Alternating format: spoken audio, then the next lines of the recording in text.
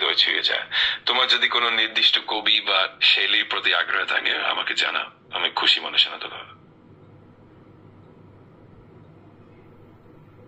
আপনি হেমন্ত মুখোপাধ্যায়ের কবিতা শুনতে চেয়েছেন, তাই না? হ্যাঁ, অবশ্যই। হেমন্ত মুখোপাধ্যায়ের একটি সুন্দর প্রেমের কবিতা শোনানো খুবই আনন্দের হবে। আমি তখন তোমাকে তার কোন একটি কবিতা শোনাতে পারি যা প্রেমের মাধুরী ভরা। তুমি যদি কোনো নির্দিষ্ট কবিতা বা একটি বিশেষ অংশ চাও আমাকে জানাতে পারো। শুরু করা যাক তাহলে। হেমন্ত মুখোপাধ্যায়ের কবিতা কোন এক গাঁয়ের বধূর কয়েকটা লাইন বলছি, শুনুন। কোনো এক গাঁয়ের বধূ আমায় চিঠি লিখলো কবে, আমি তো পাইনি খুঁজে সে চিঠি কোথায় আছে পড়ে। অসাধারণ। হেমন্ত মুখোপাধ্যায়ের এই কবিতার লাইনগুলো সত্যি মধুর এবং আবেগে ভরা। তার লেখনী আমাদের মনে গভীর ছাপ রেখে যায়। যদি তুমি আর কোনো কবিতা বা লাইন শুনতে চাও আমি আনন্দের সাথে শোনাতে প্রস্তুত।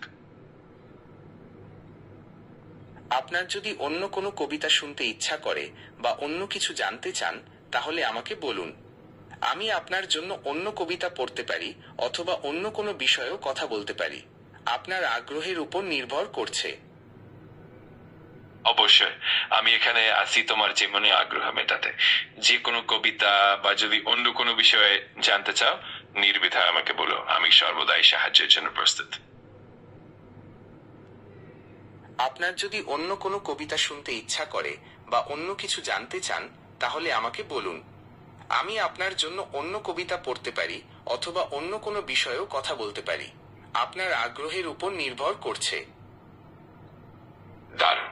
তাহলে যে কোনো সময় যদি কোনো নতুন কিছু শোনার ইচ্ছা থাকে কিংবা কোনো বিষয়ে জানার আগ্রহ থাকে নিশ্চিন্তে আমাকে জানাতে পারো। আমি সব সময় তোমার সাথে আছি তোমার যে কোনো চাহিদা পূরণ করতে। আমি কি আপনাকে অন্য কোনো বিষয়ে সাহায্য করতে পারি? আপনার যদি কিছু জানার থাকে বা অন্য কোনো বিষয়ে কথা বলতে চান তাহলে আমাকে জানাতে পারেন। ধন্যবাদ, আমি ঠিক আছি এবং যদি তোমার কোনো প্রশ্ন বা কৌতূহল থাকে নিশ্চিন্তে জানাতে পারো।